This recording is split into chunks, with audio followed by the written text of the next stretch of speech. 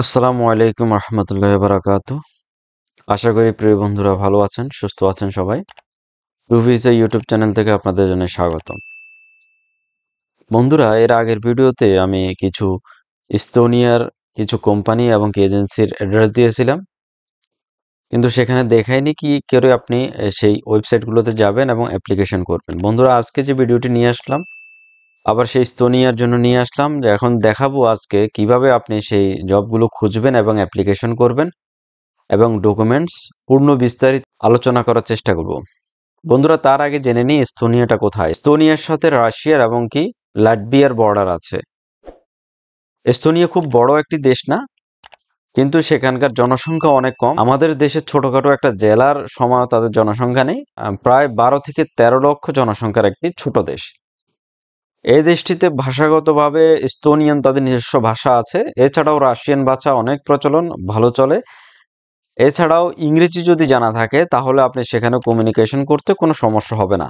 আপনার ইংরেজি, সে দেশটি যেহেতু ট্যুরিজমের একটি দেশ, সে দেশটাতে ইংরেজি অনেক চলে। যেমন পর্তুগালে ইংরেজির অনেক প্রচলন, সেরকমই ইস্তোনিয়াতেও ইংরেজির প্রচলন। ইস্তোনিয়াতে আমরা জেনে নেব ইস্তোনিয়াতে লেবার শর্টেজ আছে কিনা এবং কেমন আছে। বন্ধুরা, আপনি যদি গুগলে সার্চ করেন বা বিভিন্ন মাধ্যমে আপনি খুঁজেন যে ইস্তোনিয়াতে লেবার শর্টেজ আছে কিনা, যে ইস্তোনিয়াতে লেবার শর্টেজ আছে, তবে লেবার শর্টেজ অনেক বেশি লেবার শর্টেজ তাও না, মাত্র 20 থেকে 25,000 লেবার শর্টেজ তাদের থাকে, কারণ দেশটি ছোট, জনসংখ্যা অনেক কম। এছাড়াও তাদের যে লেবার শর্টেজের প্রধান কারণ হচ্ছে এস্তোনিয়াতে বাইরের দেশের মানুষগুলো কিছু মাস কাজ করার পরে, কয়েক বছর কাজ করার পরে অন্যান্য দেশগুলোতে হাই স্যালারিতে চলে যায়। যেমন জার্মানি, ফ্রান্স বা অন্য দেশগুলোতে যদি স্যালারি বেশি পায় এখানে চলে যায়। এস্তোনিয়াতে স্যালারি অনেক বেশি না, কারণ হচ্ছে এস্তোনিয়ার স্যালারি রেঞ্জ হচ্ছে 800 থেকে 900, যেটা মিনিমাম স্যালারি বলা হয়। এছাড়াও যারা হাই কোয়ালিফাইড স্কিল্ড ওয়ার্কার আছে, যেমন আইটি সেক্টরে আছে বা ইঞ্জিনিয়ারিং আছে, তাদের স্যালারি 3 থেকে 4,000 ইউরোর মধ্যে পড়ে। তবে সেখানে একটা সুবিধা হচ্ছে এস্তোনিয়াতে এক্সপেন্স যেটা, সেটা অনেক হাই না, অন্য দেশের তুলনায় অনেক কম খরচে মানুষ বসবাস করতে পারে। তো বন্ধুরা, লেবার শর্টেজ আছে মূলত আপনার আইটি সেক্টরগুলোতে, ইঞ্জিনিয়ার সেক্টরগুলোতে। এছাড়াও ওয়েটার, ক্লিনার বা ড্রাইভার সেক্টরগুলোতেও মোটামুটি। এছাড়াও হসপিটালিটি যে সেক্টরগুলো থাকে, ন্যানি বা অন্যান্য যেই হাউস ওয়ার্কার জবগুলো থাকে, সেগুলো শর্টেজ, সেগুলো আছে। তবে স্যালারি তো যেটা বললাম, স্যালারি অন্য দেশের তুলনায় একটু কম, 800 থেকে 900 ইউরোর প্রাথমিক যে স্যালারি সেটি। বন্ধুরা, ইস্তোনিয়াতে আপনি লিগেলি বৈধভাবে যাওয়ার জন্য ওয়ার্ক পারমিটে সেগুলোর যে প্রসেসগুলো হচ্ছে, সেটা হচ্ছে আপনার জব খুঁজবেন। যে জিনিসটা আপনার বিশ্বের সব দেশে, একমাত্র মিডল ইস্ট বাদে অন্যান্য দেশগুলোতে আপনি প্রথমে জব খুঁজবেন, ওয়ার্ক পারমিট বা অফার লেটার জোগাড় করবেন, তারপরে আপনি ভিসার জন্য আবেদন করবেন। তো আমাদের ভিডিওটাও আপনি কিভাবে জব খুঁজবেন, এর পরবর্তীতে হচ্ছে আপনি জব অফার লেটার এবং কি ওয়ার্ক পারমিট পাবেন। তার পরবর্তীতে আপনি এম্বাসিতে অ্যাপ্লাই করবেন এবং আপনি পেমেন্ট করবেন। পেমেন্টটা অনেক কম অন্যান্য দেশের তুলনায়, মাত্র 100 ইউরো। 100 ইউরো সমান বাংলাদেশি টাকায় 12,000 টাকার মতো। আপনি 100 ইউরোতে আপনি ভিসার জন্য আবেদন করবেন, 100 ইউরো পেমেন্ট করে, যদি আপনি ওয়ার্ক পারমিট পান। চলুন বন্ধুরা, দেখিনি আপনি কিভাবে জব খুঁজবেন। আমি 2-1টা ওয়েবসাইটে দেখিয়ে দেব, আপনারা অন্যান্য ওয়েবসাইটগুলো এভাবে খুঁজে আপনারা আবেদন করবেন, অ্যাপ্লিকেশন করতে থাকবেন, ইনশাআল্লাহ রেজাল্ট আসবে। বন্ধুরা, আমি যে আর্টিকেল দেখাচ্ছি, এই আর্টিকেলের নিচে যখন আসবেন, যেখানে দেখুন যে গুরুত্বপূর্ণ যে ওয়েবসাইটের যে লিঙ্কটা প্রথমেই আছে, ওয়ার্ক ইন এস্তোনিয়া, এই লিঙ্কটাতে আপনি যখন গেলেন, এরকম এটি একটি লিঙ্ক, এরকম সবগুলো লিঙ্কে আপনি যাবেন, সবগুলো লিঙ্কে প্রসেস প্রায় সেমই থাকবে। এখানে যাওয়ার পরবর্তীতে আপনি জব খুঁজবেন, আপনি ওয়ার্ক লাইফে আসবেন, এখান থেকে জবসে যাবেন। যাওয়ার পরবর্তীতে এখানে ইতিমধ্যে কিছু জব আপনি দেখাচ্ছে, আপনি খুঁজতেও পারবেন। যেমন এখানে nanny, junior UX and UI website, এটা হচ্ছে আইটি রিলেটেড, যারা প্রোগ্রামিং নিয়ে কাজ করে, ওয়েব ডিজাইনিং কাজ করে, তাদের জন্য। আপনি যদি ন্যানি যে জবটা, এই জবটিতে যান, তাহলে দেখতে পাবেন এই জবটি এখানে এস্তোনিয়ান অথবা রাশিয়ান ভাষায় দেখাচ্ছে। আপনি এটাকে ট্রান্সলেট করে নেবেন। ট্রান্সলেট করার পরবর্তী দেখতে পাচ্ছেন এখানে ডিটেলসে যে Russian speaking family is looking for a nanny. এটা রাশিয়ান একটা ফ্যামিলি, তারা ন্যানি খুঁজছে যাদের 2টা বাচ্চা আছে 6 এবং 7 বছরের। এখন দেখুন এখানে রাশিয়ান স্পিকিং যে ফ্যামিলি তাদের জন্য জব। এখানে স্পেসিফিক তারা কোনো কিছু লেখেনি যে আপনি রাশিয়ান ভাষা তারা চাচ্ছে, ঠিক আছে। তারপরেও এখানে আপনি যদি অ্যাপ্লাইতে যাওয়ার পরবর্তীতে তারা ইমেল দেবেন। ইমেল দেওয়ার পরবর্তীতে তাদের যে ধাপগুলো আপনি আস্তে আস্তে ফিল আপ করে যাবেন। এছাড়াও আপনি যদি এখানে জব খুঁজতে পারেন। এখানে যেমন ওয়েটার যদি আপনি লিখেন, ওয়েটার লেখার পরবর্তীতে দেখুন এখানে আলা কার্তে ওয়েটার ওয়েট্রেস, দেখুন এখানে লোকেশন আছে তারলেন হচ্ছে গিয়ে এস্তোনিয়ার যে ক্যাপিটাল রাজধানী সেটি।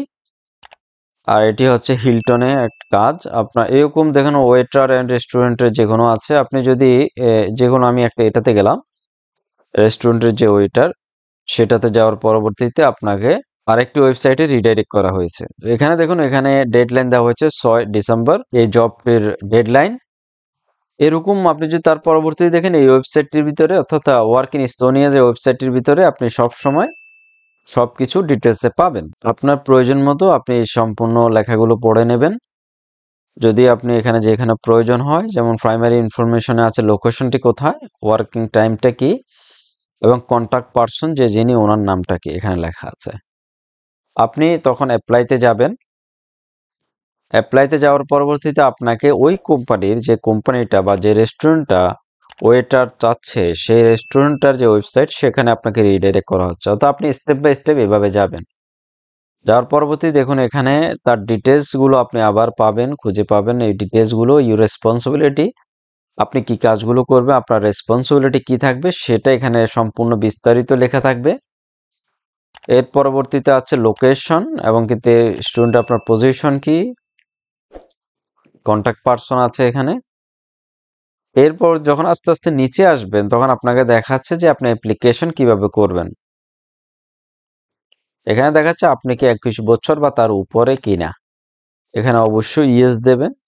এছাড়া আপনি কিভাবে অ্যাপ্লিকেশন করবেন, লিঙ্কডইন থেকে যদি আপনার লিঙ্কডইন অ্যাকাউন্ট হয়ে থাকে তাহলে আপনি সরাসরি অ্যাপ্লিকেশন করতে পারবেন। বন্ধুরা, আমরা যাদেরকে আপনার পরামর্শ দিয়ে থাকি, অ্যাসিস্ট করে থাকি, আমরা সরাসরি অ্যাসিস্ট করে থাকি। এছাড়াও আমরা অনলাইনে যে অ্যাসিস্টগুলো করে থাকি সেখানে অবশ্যই আমরা লিঙ্কডইনে অ্যাকাউন্ট থাকা বাধ্যতামূলক বলে দিই।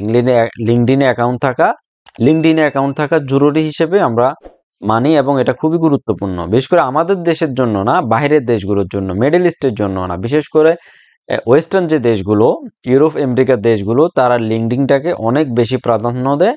আমাদের মতো সেরকম না, তারা এটাকে প্রফেশনালি প্রাধান্য দেয়।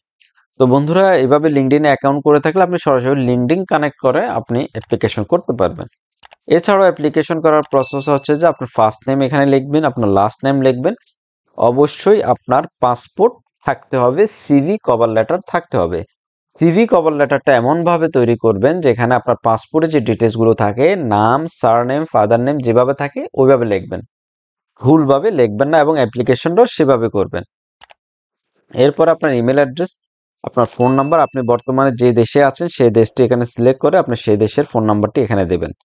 এরপরে দেখুন আপলোড রিজিউমি, আপনার যে রিজিউমিটি, আপনার যে কভার সিভিটি সেটি এখানে আপলোড করবেন এবং নিচে আপনার যে কভার লেটারের যে মোটিভেশনাল লেটার সেটা এখানে অ্যাটাচ করবেন। বন্ধুরা, আমরা সবসময় বলে থাকি আপনি ইউরোপের জন্য বা আমেরিকা, কানাডার জন্য যখন জব অ্যাপ্লিকেশন করবেন আপনার ওই দেশের ফরম্যাটে নির্দিষ্ট সিভি কভার লেটার থাকতে হবে।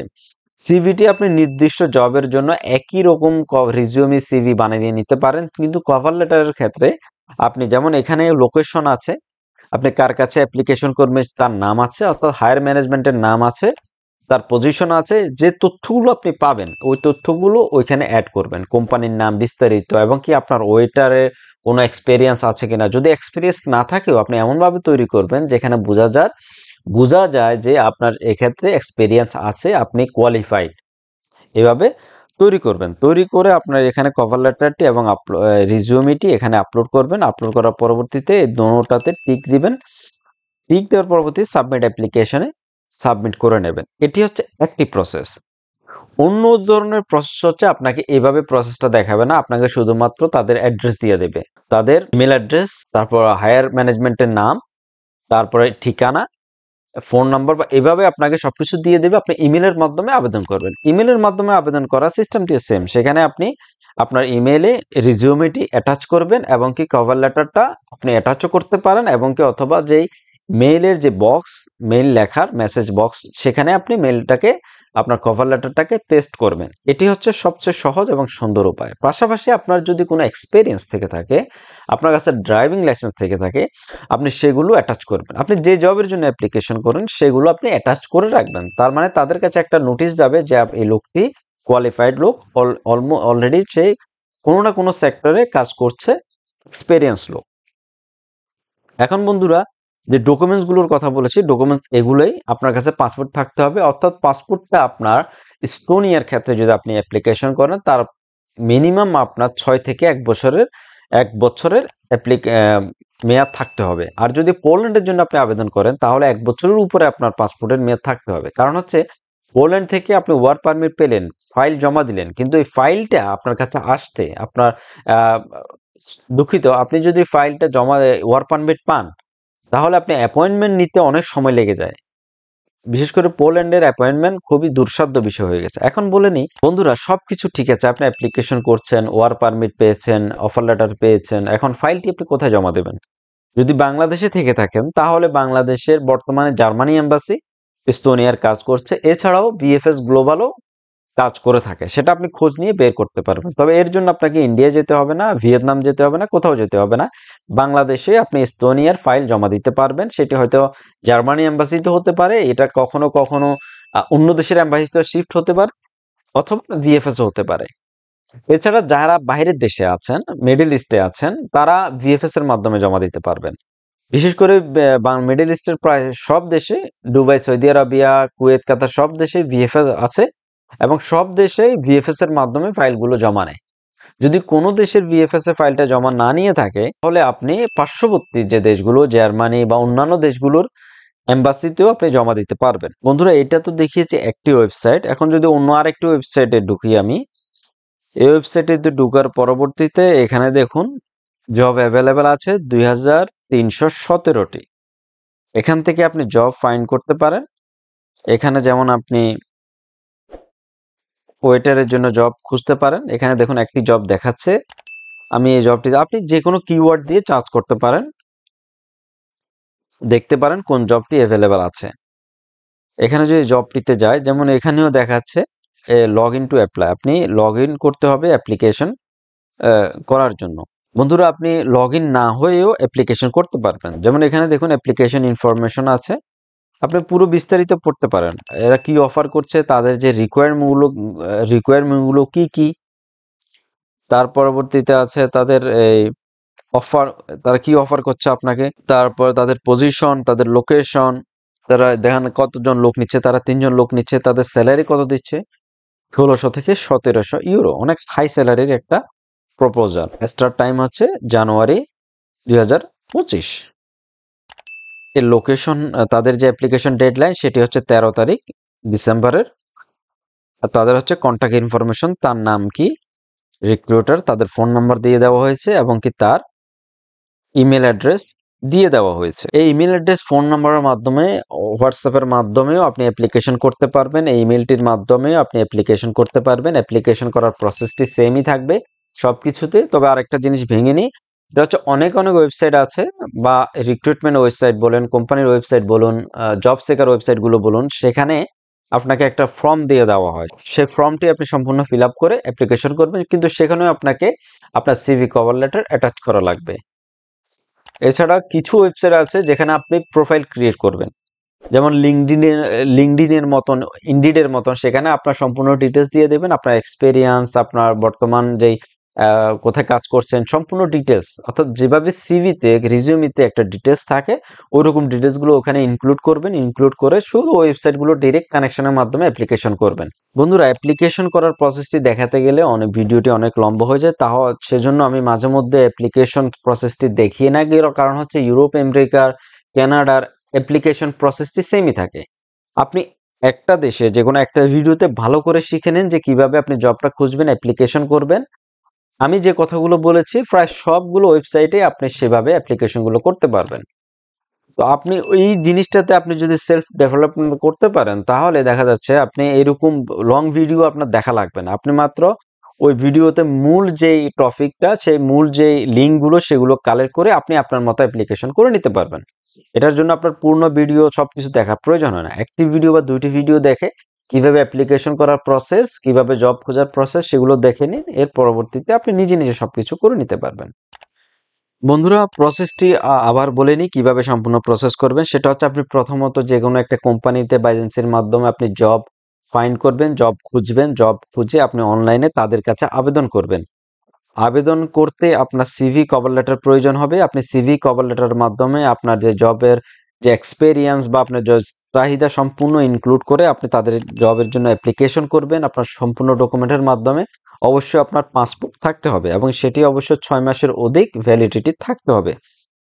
পাশাপাশি এর পরবর্তীতে যদি আপনাকে তারা ওয়ার্ক পারমিট দেয়, জব অফার পাঠায়, ওই জব অফারের মাধ্যমে বন্ধুরা ভিসা অ্যাপ্লিকেশন করার জন্য এম্বাসিতে কি কি ডকুমেন্টসগুলো আপনি জমা দেবেন তার সংক্ষেপে আমি কিছু বলে নিচ্ছি। যেটা বেসিক যে ডকুমেন্টগুলো প্রয়োজন হয়ে থাকে সেটি হচ্ছে, প্রথমত আপনি যে অফার লেটারটি পেয়েছেন, যে ওয়ার্ক পারমিটটি পেয়েছেন, সেটি হার্ড কপিটি, অরিজিনাল কপিটি, এটি আপনাকে কোম্পানি ইমেলের মাধ্যমে সফট কপি পাঠাবে। এছাড়াও আপনাকে কোরিয়ারের মাধ্যমে সেটার ডিএচএল হোক যেভাবে হোক আপনাকে পাঠাবে, এটি থাকতে হবে। পাশাপাশি আপনি ডিভিসা ফর্ম, যেটা অ্যাপ্লিকেশন ফর্ম বলা হয়, ভিসা অ্যাপ্লিকেশন ফর্ম, ডিভিসা ফর্মটি ফিল আপ করতে হবে। সেটি অনলাইনে ফিল আপ করতে পারেন এবং অফলাইনেও অফলাইনেও ফিল আপ করতে পারেন, দুটি বিষয়। এছাড়াও আপনার পাসপোর্টটি অবশ্যই মিনিমাম 6 মাসের ভ্যালিড থাকতে হবে।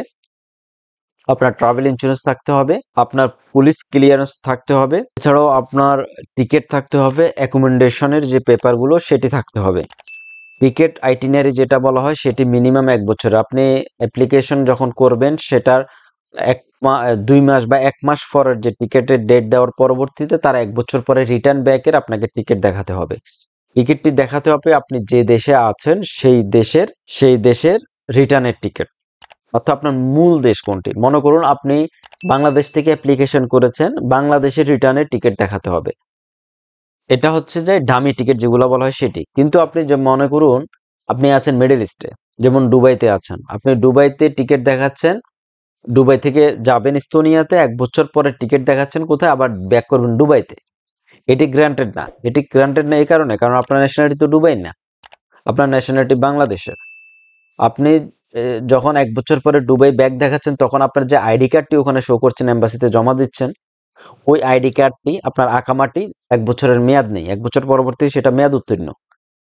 এবং অনেক দেশের পলিসি আছে আপনি 6 মাস ওই দেশের বাইরে থাকলে মিডল ইস্টের, যে আপনি আবার ব্যাক করতে পারবেন না, আপনাকে নতুন ভিসা ব্যাক করতে হয়, এরকম অনেক নিয়ম আছে মনে হয়। আপনি যখন টিকিট দেখাবেন, দামি টিকিট দেখাবেন, আপনি দেখাবেন আপনার মূল দেশটাতে। আপনার দুবাই থেকে যাচ্ছেন ইস্তোনিয়াতে, আপনি ইস্তোনিয়া বা যে কোনো দেশের জন্য, আমি বলছি মিডল ইস্টে, আমি বলছি মূলত সেনজেনের জন্য আপনি যখন ভিসার জন্য অ্যাপ্লিকেশন করবেন, বিশেষ করে ডি ভিসার জন্য, লং স্টে ভিসার জন্য, তখন আপনি এইভাবে অ্যাপ্লিকেশন করবেন। আপনি ইস্তোনিয়াতে যাবেন, ওই দেশটিতে যাবেন এবং 1 বছর পরে রিটার্ন ব্যাকে দিবেন আপনার দেশে, বাংলাদেশের ব্যাকের আপনি টিকিট দেখাবেন। এটি তা এম্বাসিও জানে, এটি দামি টিকিট, এটি বড় কোনো মেজর ইস্যু না, তবে এইভাবে টিকিটটি দেখাতে হয়। বন্ধুরা হচ্ছে এগুলো হচ্ছে বেসিক। এছাড়াও আপনার কাছে চেকলিস্ট থাকবে, আপনি যেখানে ফাইলটি জমা দেবেন ওরা আপনাকে চেকলিস্ট দিয়ে দেবে। ওই চেকলিস্ট অনুযায়ী যে ডকুমেন্টগুলো প্রয়োজন হয় ওই প্রয়োজনগুলো ওইভাবে আপনি ভিসাগুলো জমা দেবেন। তবে যারা মিডল ইস্টে থাকেন তাদের আইডির মেয়াদ মিনিমাম 6 মাস বা 3 মাস থাকা বাধ্যতামূলক। কিছু কিছু এম্বাসি আছে, ভিএফএস আছে বা দেশ আছে, তারা 3 মাস দেখে, কিছু কিছু 6 মাস দেখে। তবে আমার মনে হয় 6 মাসটা রাখা সবসময় আপনার প্রয়োজন, বিশেষ করে পাসপোর্টে এবং আপনার সেই দেশের আইডি আকামাতে মিনিমাম 6 মাসের ভ্যালিডিটি থাকা অবস্থা আপনি অ্যাপ্লিকেশনটা করবেন। এবং পাসপোর্টটাকে আপনি কখন বের করবেন, বর্তমানে ইস্তোনিয়া তেমন সময় নিচ্ছে না এবং তাদের visa ratio, D visa ratio অনেক বেশি, প্রায় 98% বা 95% থেকে 98%। এছাড়া তারা পাসপোর্টটি মাত্র 15 দিনে আপনাকে ব্যাক করবে, মাত্র 15 দিনের ভিতরে তারা আপনার ভিসা ইস্যু করবে এবং কি আপনাকে ব্যাক করবে। তো বন্ধুরা, আশা করা যায় যদি আপনার offer letter, job permit, work permit পেয়ে থাকেন তাহলে আপনার ভিসাটা মোটামুটি হয়ে যাবে, নিশ্চিত থাকতে পারেন। চেষ্টা করুন আমি যে প্রসেসগুলো দেখিয়েছি এই প্রসেসের মাধ্যমে অ্যাপ্লিকেশন করার জন্য। এছাড়াও যদি কোনো কোম্পানির অ্যাড্রেস পান, ফোন নাম্বার পান, তারা যদি আপনাকে ইন্টারভিউর জন্য ডাকে, ইন্টারভিউর জন্য দেয়, তাদের সাথে সরাসরি কানেক্ট করার চেষ্টা করুন। যদি ফোন নাম্বার থাকে হোয়াটসঅ্যাপের মাধ্যমে বা বিভিন্ন মাধ্যমে তাদের সাথে সরাসরি কানেক্ট করলে আপনার ওয়ার্ক পারমিট পাওয়ার সম্ভাবনা অনেক বেড়ে যায়। এর পরবর্তীতে আমরা যে ভিডিওটি নিয়ে আসব সেটি হচ্ছে স্পেনের জন্য। স্পেনে বর্তমানে অনেক ভালো সুবিধা দিচ্ছে, ভালো অভিবাসন নীতি তারা পাশ করেছে, যা আমাদের মতো দেশগুলোর মানুষদের জন্য অনেক সুবিধা নিয়ে আসবে। বন্ধুরা ভালো থাকবেন, সুস্থ থাকবেন। আসসালামু আলাইকুম রহমতুল্লাহি ওয়া বারাকাতুহু।